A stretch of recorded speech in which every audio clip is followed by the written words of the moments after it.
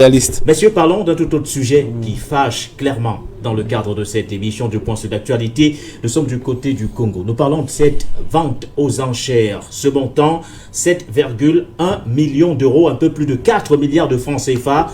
C'est la modique somme qui a été déboursée du côté de Bordeaux pour acquérir, entre autres, le jet privé du président Denis Sassou Nguesso, suscitant, entre autres, le courroux de Brazzaville, qui n'a pas hésité en convoquant immédiatement l'ambassadrice de France du côté de Brazzaville. Prenons bien sûr cette réaction du porte-parole du gouvernement. Il s'agit de Thierry Mungala. Il revient bien sûr sur cette scabreuse affaire aujourd'hui qui oppose Paris à Brazzaville.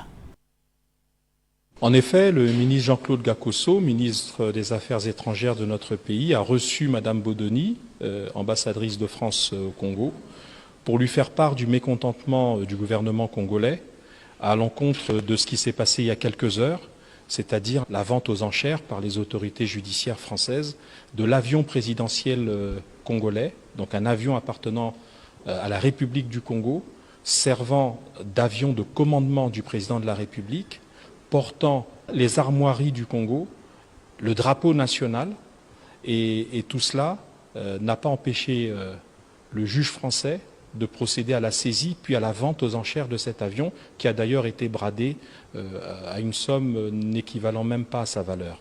Et donc Madame Bodoni, qui n'a pas été appelée en tant que personne, mais elle représente son État bien entendu, et nous avons parlé là de relations d'État à État, et le ministre Jean-Claude Gakosso a exprimé au nom du gouvernement congolais ce mécontentement.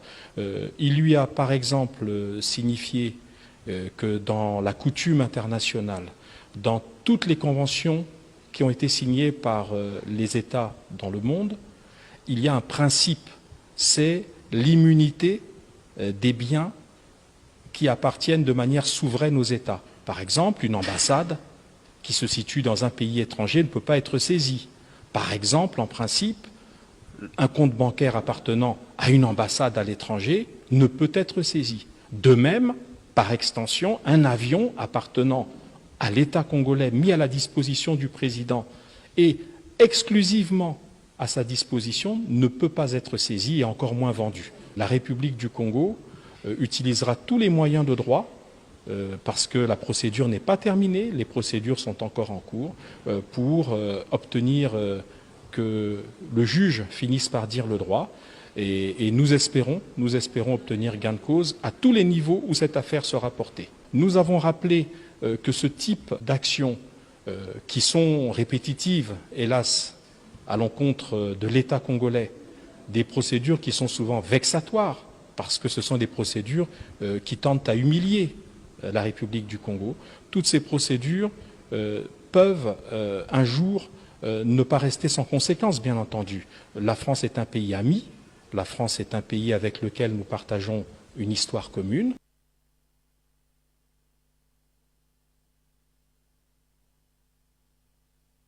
Dr Sango, il parle de procédures vexatoires. Le porte-parole du gouvernement, on peut le comprendre clairement, puisqu'il s'agit du jet privé du président Denis Sassou Nguesso avec les armoiries de l'État du Congo qui se retrouvent du côté de Bordeaux à la vente aux enchères. Mais ce qui révolte encore un peu plus, c'est de savoir que ce jet a été bradé à la modique somme de 7,1 millions d'euros, un peu plus de 4 milliards de francs CFA. Un montant bien en dessous de sa valeur réelle aujourd'hui. Alors, de votre regard, comment vous interprétez tout cela? Quel est le regard que vous jetez sur cette vente aux enchères de ce jet privé du président Denis Sassou Nguesso du côté de Bordeaux? Oui, d'entrée de jeu, je pense que la terminologie qui a été utilisée par le porte-parole du gouvernement du Congo-Brazzaville a toute sa place. Hein. À toute sa procédure vexatoire. Parce qu'en réalité, lorsqu'on essaie d'analyser cette action qui vient d'être orchestrée par la France aujourd'hui, on n'arrive pas à trouver les fondements et les justifications. Parce que ce soit sous la grille du droit international, encore moins sous la grille, n'est-ce pas ici, des relations diplomatiques et consulaires, il n'y a aucun principe qui autorise un autre État à faire ce que la France venait de faire là aujourd'hui à l'égard du gouvernement congolais. Et lorsque je l'ai dit, je voudrais davantage faire quelques préalables pour dire qu'en réalité, lorsqu'on parle de jets privés, on doit faire très attention parce que lorsqu'on dit jet privé, c'était comme si c'était un avion qui était, n'est-ce pas, ici, qui appartenait personnellement à Denis Sassou Nguesso. Parce que Denis Sassou Nguesso est certes président de la République du peuple congolais, mais il a avant tout également une vie privée. Donc moi je pense que on ne doit pas davantage parler de jet privé, on doit parler, n'est-ce pas, ici de l'avion du gouvernement congolais. Parce que lorsqu'on voit, n'est-ce pas, ici, cet avion-là, c'est un avion qui porte les armoiries du gouvernement congolais. Donc c'est une affaire d'État. Ce n'est plus une affaire, n'est-ce pas, des personnes. Et je pense que la procédure le démontre à suffisance. Parce que si c'était un avion personnel, ça ne devait pas être le gouvernement, le porte-parole du gouvernement qui devait faire une sortie. Ça devait plutôt être le porte-parole du cabinet privé du président Denis Sassou Nguesso qui devait faire une sortie. Donc aujourd'hui, nous sommes en présence d'une affaire d'État. D'une affaire d'État qui vient montrer comment un État, fut-il puissant au nom de la France, donne le torse d'instrumentaliser et de violer le droit international et les principes diplomatiques. Et il faut donc dire que si la France se donne ce torse-là, c'est parce qu'en réalité, elle pense qu'elle a encore un dessus sur le peuple congolais. Parce qu'en réalité, on peut se poser la question de savoir pourquoi est-ce que la France n'a pas procédé à la saisie, par exemple, d'un avion, par exemple, d'un pays comme l'Algérie, ou alors de l'avion d'un pays comme le Cameroun, encore moins du Mali. Si elle a procédé à la saisie de l'avion d'un pays comme le Congo-Brazzaville, c'est parce qu'en réalité, il y a un certain nombre d'éléments de colonialité qui lui donnent encore ce pouvoir-là. Donc aujourd'hui, moi je suis en train de voir tout simplement que à travers cette action, le peuple congolais, ou du moins le gouvernement congolais aujourd'hui, est en train d'entrer, n'est-ce pas, dans une sorte, n'est-ce pas, ici, de crise diplomatique avec la France. Il y a clairement un risque aujourd'hui. Oui, il y a un bout diplomatique qui est en train de se construire là aujourd'hui. Et moi je pense que c'est une très bonne chose. C'est une très bonne chose parce que en réalité, si le gouvernement congolais laisse passer cette action-là, si le gouvernement congolais ne réagit pas avec l'énergie qu'il faut pour résoudre ce problème-là, ce serait, n'est-ce pas, ici, une trahison, non seulement du gouvernement congolais, mais également une trahison pour toute l'Afrique. Donc aujourd'hui, nous sommes en train de voir que au regard de ce vent panafricaniste qui est en train de bousculer un certain nombre d'éléments de colonialité à l'intérieur de nos États africains, le Congo-Brazzaville se doit de bouger. Le Congo-Brazzaville se doit également de bouger parce qu'en réalité, à l'intérieur de ce pays-là, existe encore des vestiges de la colonisation, des vestiges, n'est-ce pas, de la France-Afrique radicalement enracinée. Donc, il est important aujourd'hui que ce pays-là fasse l'objet, n'est-ce pas, d'une analyse critique, l'objet d'une analyse, n'est-ce pas, ici, panafricaniste pour que ce peuple-là se libère.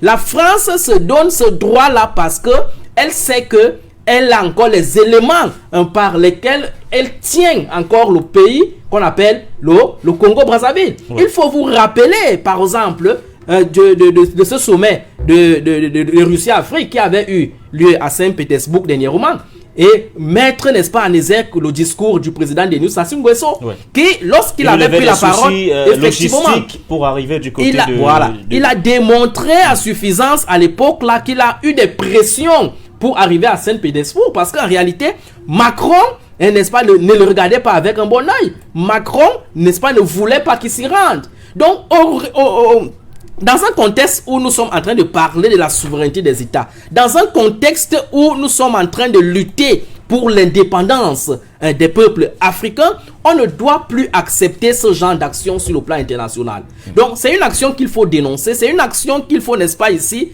combattre par des moyens d'élimination systématique.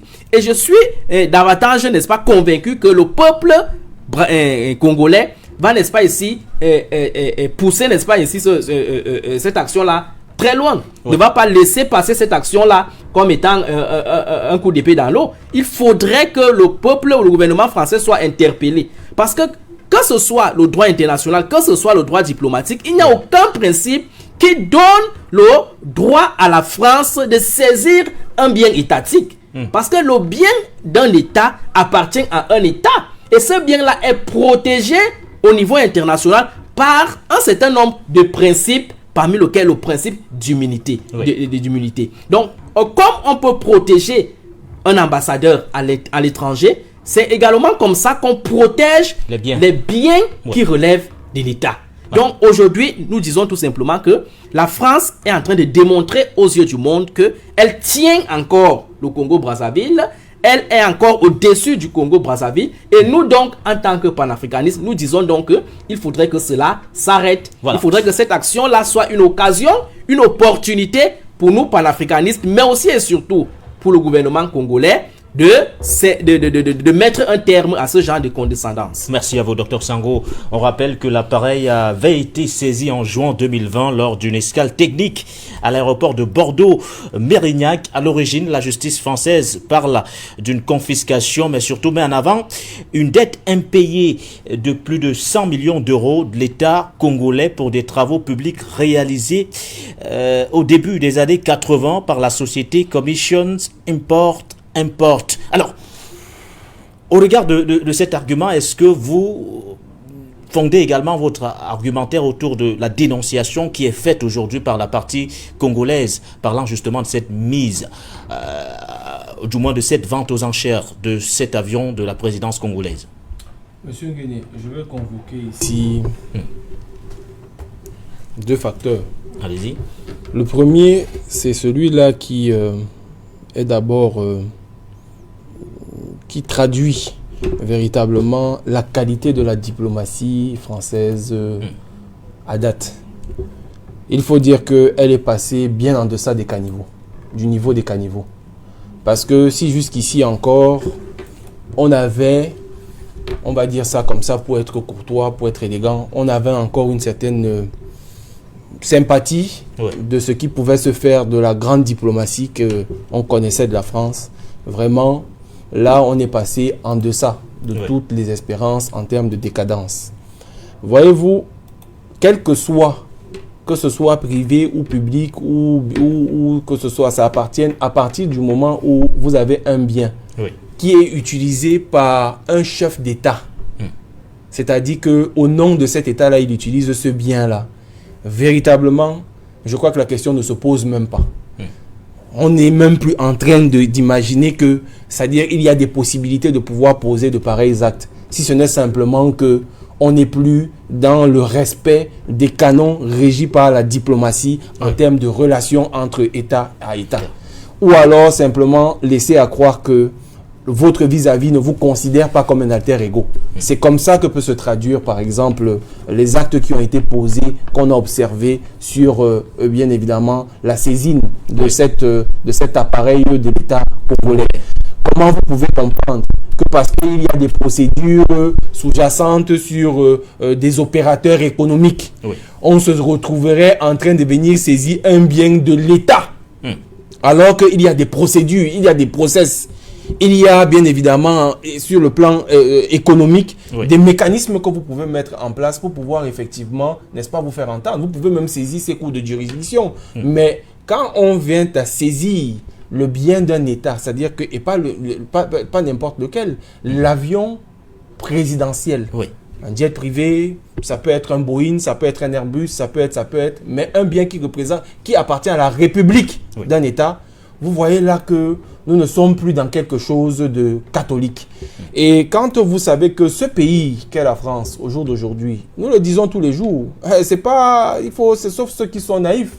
Un pays qui est quitté de la 5e à la 7e, qui est aussi aujourd'hui au 7e rang de la puissance économique, qui est quitté de la 5e à 7e position, qui aujourd'hui, on voit tous les compteurs sont en train d'exploser du côté de la cherté de la vie, du côté des services sociaux et autres. Un pays qui est asphyxié parce qu'il a conduit une mauvaise politique, déjà d'abord extérieure, et du fait de cette mauvaise politique au jour d'aujourd'hui, se transforme en un braqueur.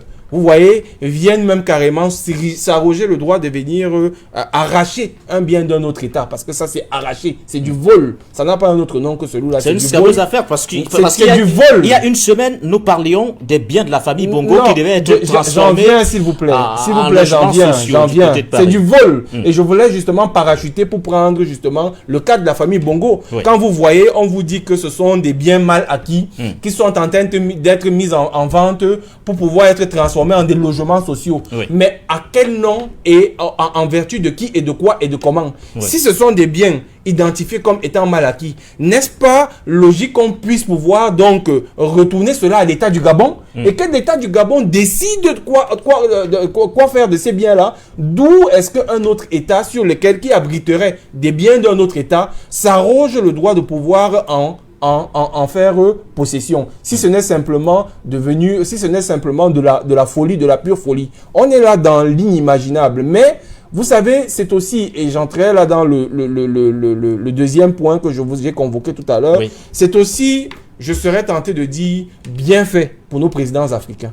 Comment ça bien fait pour nos présidents africains, parce que chaque jour ici, quand on vient dans vos médias, on convoque le fait et la nécessité de ce que il faut qu'on commence à penser africain.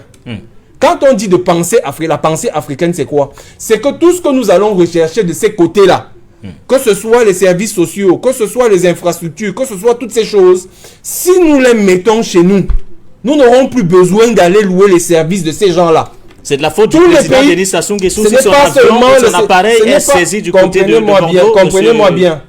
Le président Sassou Nguesso aurait pu aménager les conditions qui abriteraient justement cet avion-là chez lui. Le président Sassou Nguesso aurait pu choisir d'aller faire. La France n'est pas le seul pays où on peut justement pouvoir réparer cet avion. Et encore que si on avait aménagé les services techniques y afférentes au travers des polytechniciens et autres, et qu'on avait mis des infrastructures de base, ces avions-là seraient garés plutôt au Congo. Parce qu'il y aurait les infrastructures nécessaires pour pouvoir prendre en charge cela. Et c'est en cela que nous convoquons justement nos dirigeants africains, de dire que ça doit nous servir de leçon. Quand vous voyez aujourd'hui, ça c'est d'une chose, ça doit nous servir de leçon, mais de deux, davantage le principe de réciprocité. Où est passé le principe de réciprocité? Quand est-ce que finalement les pays africains vont commencer à appliquer le principe de réciprocité? Parce que quand vous imaginez que vous vous levez un matin, vous saisissez du haut de vos fantaisies mon bien chez vous, et que vous êtes en train de faire des affaires chez moi, paisiblement, et que vous gagnez de l'argent chez moi, je dois vous appliquer systématiquement, je parle sur le contrôle d'un internationaliste, je dois vous appliquer systématiquement le principe de réciprocité. Je dois aussi toucher chez moi vos biens qui vont vous faire du mal. Mais vous voyez que ne restez pas fixé sur l'appareil. Voyez au-delà de ce qui se passe.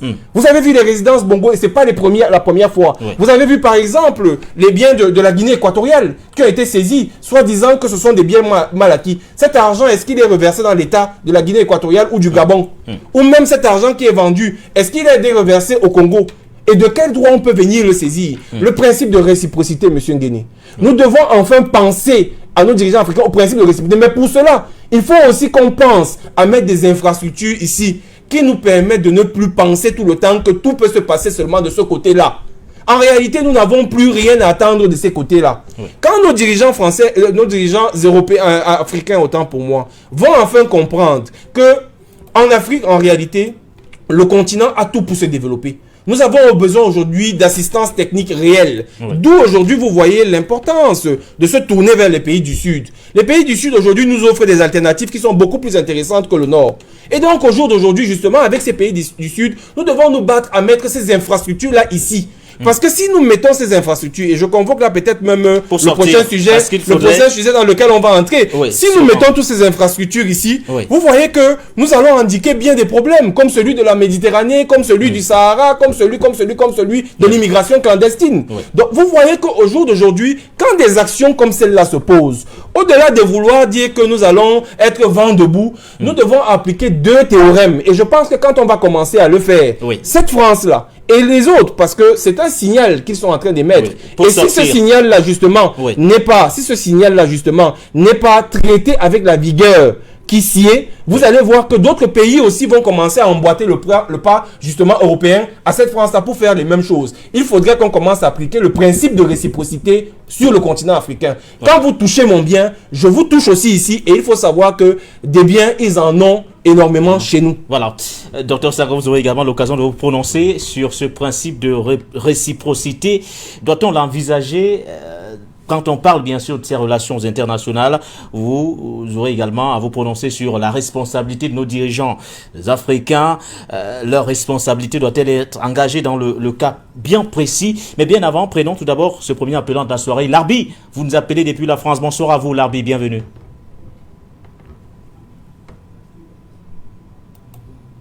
Grand bonsoir à vos invités, très talentueux, très justes dans leurs expertises. Donc moi je vais rebondir sur ce qu'a dit Monsieur Konaté, que je félicite pour son discours et son analyse.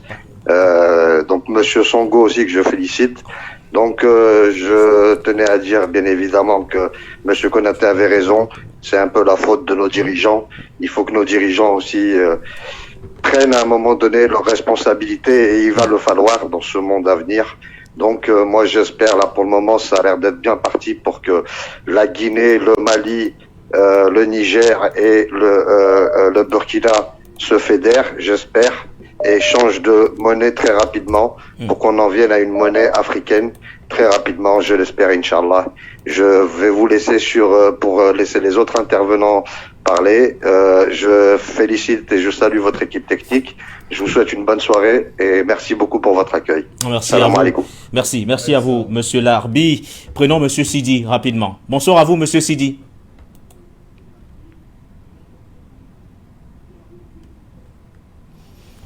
Est-ce que vous êtes avec nous, Monsieur Sidi? Bonsoir, bienvenue.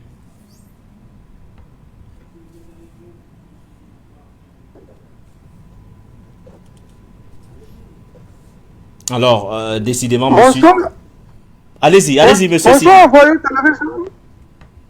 Bonsoir à tous les milliards de téléspectateurs de Voyou.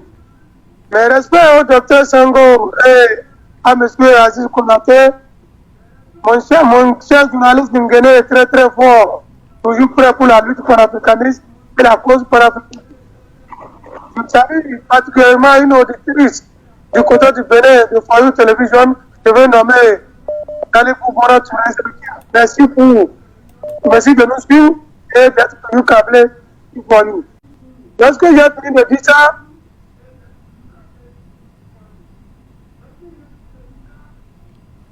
alors que se passe-t-il avec le signal de monsieur Sidi?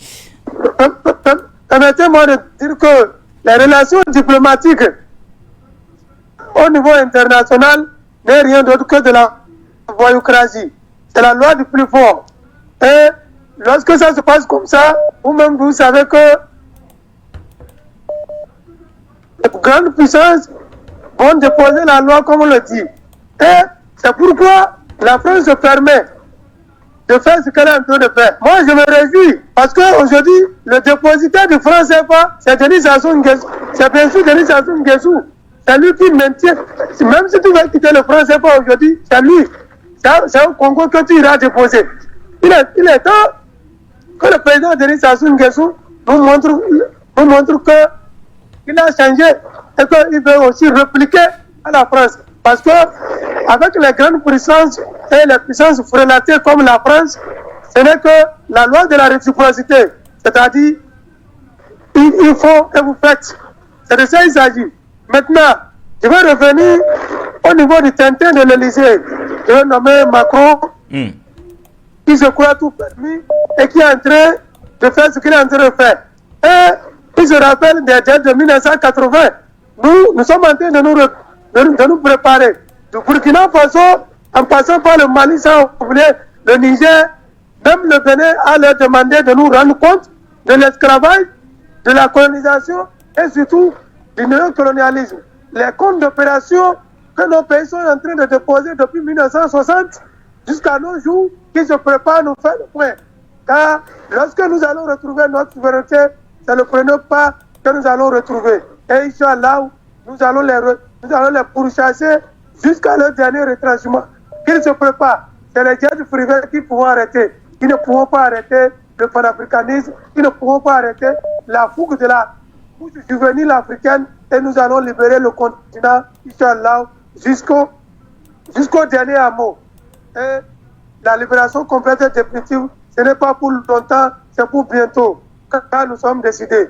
For You Television, another view of the world. C'est Dieu qui est fort. Nous gagnerons ce combat, Inch'Allah. Assalamu alaikum. Merci à vous, Monsieur Sidi. Prénom Armel, vous nous appelez depuis la Turquie. Bonsoir à vous, Armel.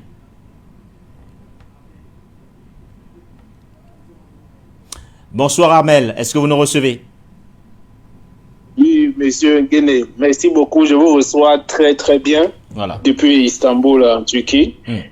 Je souhaite saluer le docteur Amel Sango et Monsieur Konaté qui est un nom très familier qui vient un peu de la Côte d'Ivoire. Et sans oublier l'équipe technique, Monsieur Adrien. On regarde, on voit le travail, ils sont très professionnels. Permettez-moi, Monsieur Nguéné, d'intervenir d'abord sur le départ des troupes au Niger. J'aimerais préciser ceci. La France n'a pas à choisir la manière de partir du Niger. Je suis vraiment désolé. Si je ne suis pas d'accord avec M. Konaté, c'est parce que la France ne doit pas choisir sa manière. Elle ne doit pas décider. Les soldats là, les 3000 soldats là, ils n'ont qu'à partir d'abord. Ils partent et nous on va maintenant envoyer le matériel. Même si l'équipe technique, en fait les superviseurs doivent rester pour contrôler le matériel, mais que la France parte d'abord. Et n'oubliez pas, ce n'est pas le gouvernement actuel qui a parti, c'est le peuple. Ce n'est pas le CNSP qui décide, ce n'est pas eux. Ils n'ont pas à décider. S'ils commencent à décider, nous on va les mettre à terre. Ils n'ont pas à décider. Parce que le Niger, le problème du Niger, ce n'est plus le problème du Niger. Le problème du Niger, c'est le problème de toute l'Afrique. Vous ne savez pas comment les Blancs nous manquent le respect. Vous ne savez pas comment ils nous traitent. Donc il faut que ça s'arrête. Regardez comment ils traitent les Qataris. Regardez comment ils traitent les gens qui viennent de Dubaï et tout ça, les Arabes là. On les regarde comme les dieux. Mais nous, des loups qui la shit, ils nous regardent comme les caca. Donc ça, c'est notre révolution qu'on est en train de préparer. Donc on est en train de jalouser. Pour nous et pour notre génération, pour nos enfants. Parce que ce que nous subissons à l'extérieur, on ne veut plus jamais qu'un de nos frères subisse la même chose. Donc, il faut que les USA, les États-Unis ont commencé à refuser l'aide militaire en Ukraine. Que la France envoie ces 3000 ou ces 4000 militaires, que ce soit 3000, 4000, ce n'est plus notre problème. Ils portent leur matériel là, ils vont en Ukraine avec. C'est ce qu'il faut que, et ce n'est pas eux qui doivent décider en 20 jours. Parce que le matériel militaire là, ça vient dans les conteneurs. J'espère que M. Konaté lui-même, il perd, nous aussi on connaît de quoi on parle. Ça vient en conteneur. Mais on va recharger tout dans le conteneur ferme. Les avions qui sont venus par vol, vous prenez, vous partez à l'aéroport, vous décollez, vous rentrez. Les conteneurs là, on peut mettre ça sur un bateau et on rentre. On les donne au maximum 20 jours pour quitter le Niger. Kenny Seba, lui, a dit la même chose. Il ne veut pas que vous traînez au Niger. Et les troupes là ne vont pas au Nigeria, les troupes ne vont pas aller au Nigeria ou au Bénin. Les troupes ou au Tchad. Les troupes là rentrent en France. S'ils veulent fight, s'ils veulent se bagarrer, ils vont en Ukraine. Voilà. Ça, c'est ma position en ce qui concerne les troupes françaises. Maintenant, en ce qui concerne le Congo, le président Sassou Nguesso vit une situation très compliquée. Et généralement, je vais vous dire, monsieur Nguéné, je suis vraiment désolé de le dire. En 30 secondes, en 30 secondes. Oui, 30 secondes, oui. Excusez-moi, 30 secondes, je vous le dis. C'est nos dirigeants africains qui font en sorte qu'on nous fouette mal.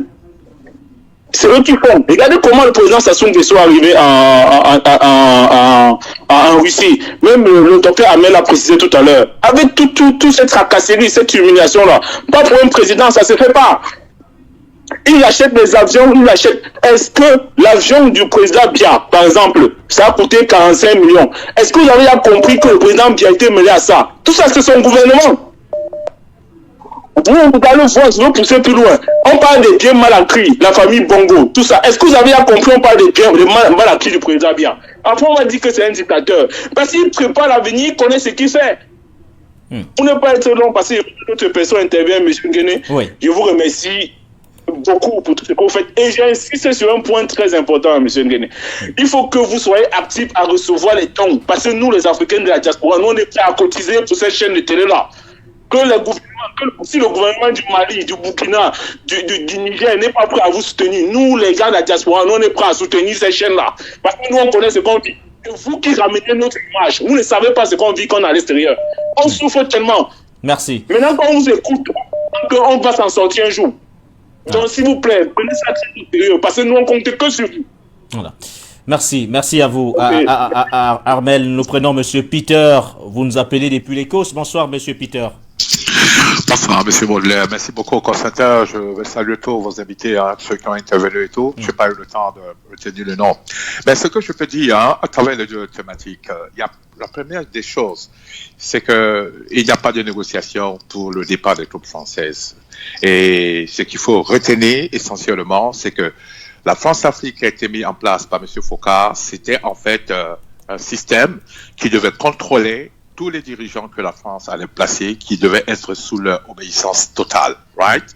Et il s'est trouvé qu'avec le mouvement panafricaniste, les anciens présidents que eux-mêmes ont financé en parlant de M. Nguesso, et je ne dis pas que c'est tant pis pour lui, mais c'est une leçon que le reste des présidents africains doivent retenir, surtout les présidents francophones. Comment vous pouvez vous imaginer que nous dépendons d'un pays, un tout petit pays européen qui se dit puissance sous prétexte, je dis comme ça, parce qu'elle détient notre économie. Et pour terminer, pour moi, il n'y a pas midi 14 heures, comme on dit en français, c'est de créer la nouvelle monnaie et ne plus dépendre de la Banque française, la Banque de France. Et quand cela va arriver, il n'y aura plus de chantage qu'elle va faire à quiconque parce que elle va être très appauvrie. Ça, je vous le dis en vérité. Et ils le savent, ils sont très conscients. Et comme c'est un pays revanchard, vous voyez ce qu'ils ont fait à Haïti et ce qu'ils ont fait à Guinée-Conakry, ben c'est ce qu'ils sont en train de faire à M. Sassou. C'est-à-dire qu'il va être puni. Il va être puni jusqu'à la dernière sentence. Moi, à sa place, je quitte le franc-maçonnerie. Je redeviens un Africain lié aux ancêtres. Et puis, je fais un discours fort devant la population pour dire, je demande pardon d'avoir été un vassal.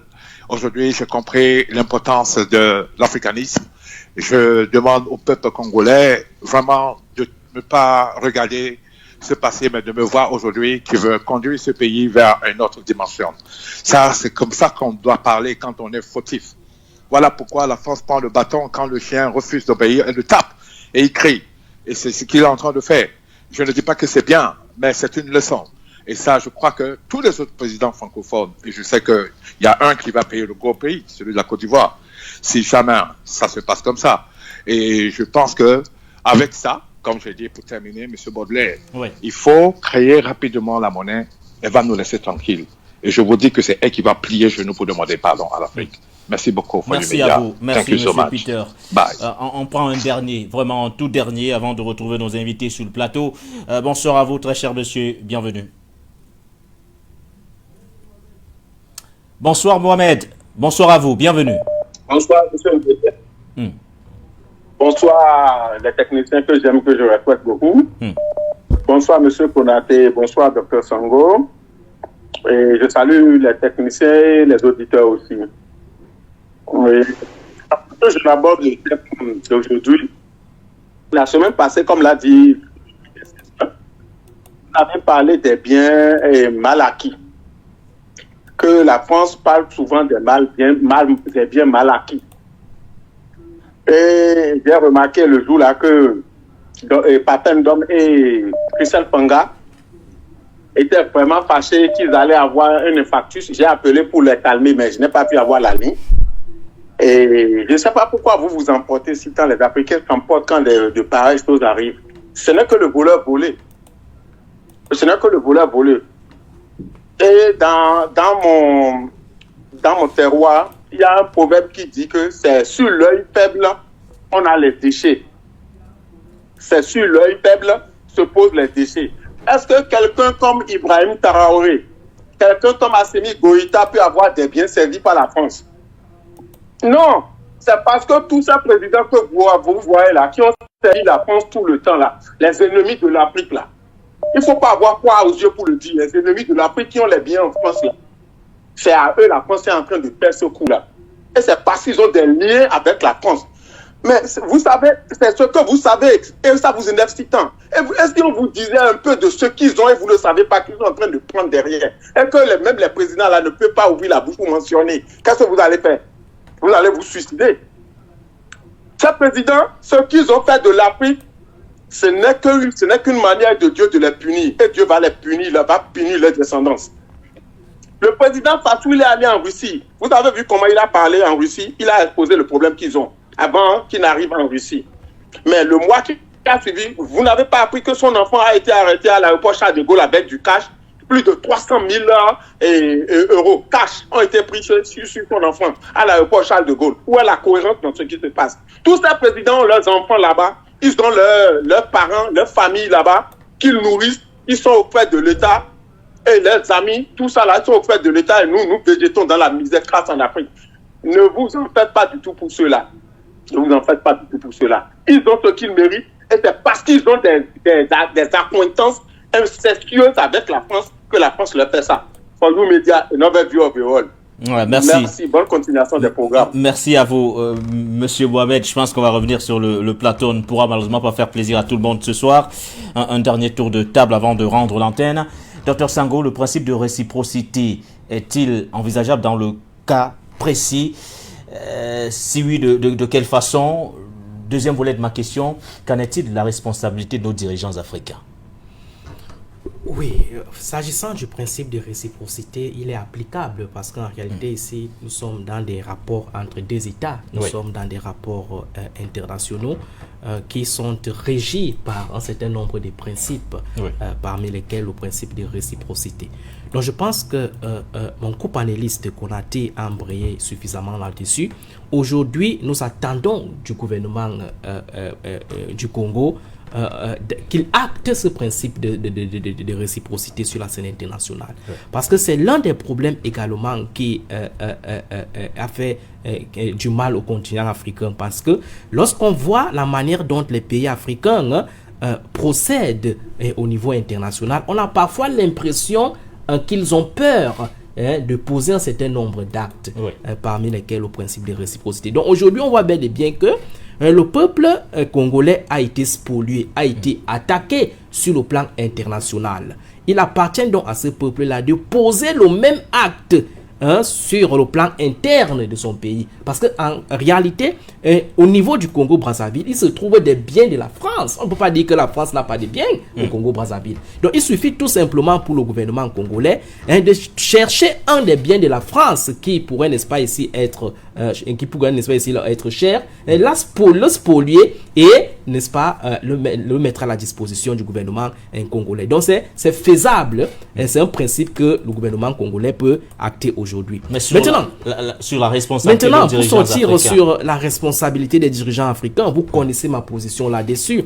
Lorsqu'on parle du problème africain aujourd'hui, la responsabilité des présidents africains est une responsabilité résiduelle. On ne peut pas dire que les présidents africains n'ont pas une responsabilité sur ce qui arrive au continent africain. Mais cette responsabilité-là est beaucoup plus résiduelle parce qu'en réalité, sur le plan international, et lorsqu'on voit l'ethnogénèse même du problème du continent africain, on va bel et bien se rendre compte que c'est quelque chose qui a été savamment orchestré contre la volonté des présidents africains et qui leur a été imposé sur le plan opérationnel.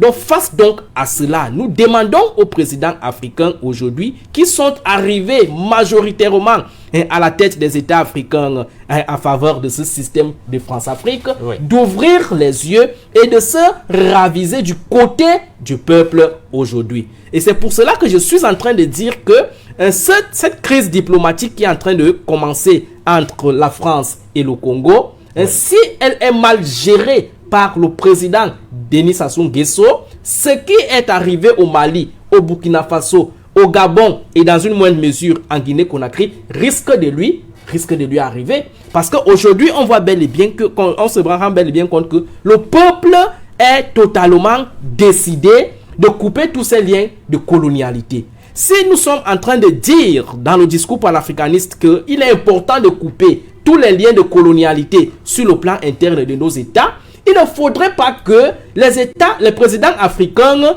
donnent encore l'occasion au niveau international à ces puissances occidentales de les salir, de les tenir et de les infantiliser. Donc aujourd'hui, moi je pense que c'est une crise de conscience qui doit interpeller davantage une prise de conscience dans les cerveaux de nos présidents africains. Qu'est-ce qui peut encore justifier le fait que les présidents africains aillent déposer leurs richesses, leurs comptes bancaires en Europe? Qu'est-ce qui peut justifier ça sur le plan opérationnel? Qu'est-ce qui peut justifier ça au XXIe siècle? Qu'est-ce qui peut justifier ça du point de vue de l'éthique et de la morale politique? Qu'est-ce qui peut justifier qu'aujourd'hui, les présidents africains aillent se soigner en Europe? Qu'est-ce qui empêche aux présidents africains de développer leur contrée, leur continent, M. Nguéni? C'est ça la problématique fondamentale. Donc, moi, je pense qu'aujourd'hui, c'est une crise de conscience qui doit, n'est-ce pas ici, permettre aux chefs d'État africains de prendre conscience. Comme disait Konaté, peut-être c'est un bien pour un mal. Ils doivent, n'est-ce pas ici, comprendre qu'ils n'ont plus besoin d'aller en Europe. Ils n'ont plus besoin de donner des raisons à ces puissances occidentales de les tenir et de les salir, comme nous sommes en train de voir là aujourd'hui sur le plan, sur le cas du Congo-Brazzaville. Donc, pour sortir définitivement, rapidement, je vais tout simplement dire qu'en réalité, nous devons travailler aujourd'hui pour que, à la tête de nos États africains, nous ayons des véritables panafricanistes qui devront, n'est-ce pas ici, travailler pour le bien du continent africain et non plus se servir ou se lancer comme des entités instrumentalistes au moins des puissances occidentales. Merci à vous. En une minute, Monsieur Konaté, un mal pour un bien. Un mal pour un bien, un pas de plus vers peut-être une rupture des relations aujourd'hui, diplomatiques peut-être, je ne sais pas trop. L'ambassadrice de la France a été convoquée du côté de Brazzaville. Bon, déjà, on a noté que le représentant de l'État du Congo, ceux qui suivent la procédure, ont parlé de pays amis, d'une vieille amitié que la France entretiendra avec le Cameroun. Avec le Congo. Le Congo. L'Afrique, avec l'Afrique et le Congo. Le Congo et l'Afrique. Du moins l'Afrique francophone. Il faut dire que je ne sais pas si le mot amitié est bien placé. Dans un contexte il faut dire pareil. que simplement dans les canons diplomatiques, il a voulu faire preuve de complaisance et on peut le comprendre. Ce qu'il faut noter simplement au jour d'aujourd'hui, c'est que tous ces événements-là doivent amener nos chefs d'État africains à revoir copie sur justement la nécessité aujourd'hui de véritablement implémenter un certain nombre de besoins. Ils sont infrastructurels d'abord, ensuite ils sont bien évidemment économiques pour que le continent puisse enfin se lever et que cette fameuse citation qui disait « quand l'Afrique se lèvera, le monde tremblera » soit effective sur notre continent. Voilà, merci à vous. En tout cas, du côté de Brazzaville, le porte-parole du gouvernement l'a assuré. Le Congo saisira toutes les juridictions compétentes afin, bien sûr, d'obtenir gain de cause dans cette scabreuse affaire autour, bien sûr, de la vente aux enchères de cet appareil de la présidence congolaise. Voilà donc qui met un terme à cette émission du point sur l'actualité. Merci à vous, monsieur Konaté, la leader de la société civile, Dr Sango. N'oubliez surtout pas de vous abonner et d'activer la cloche de notification pour ne rater aucune de nos prochaines vidéos.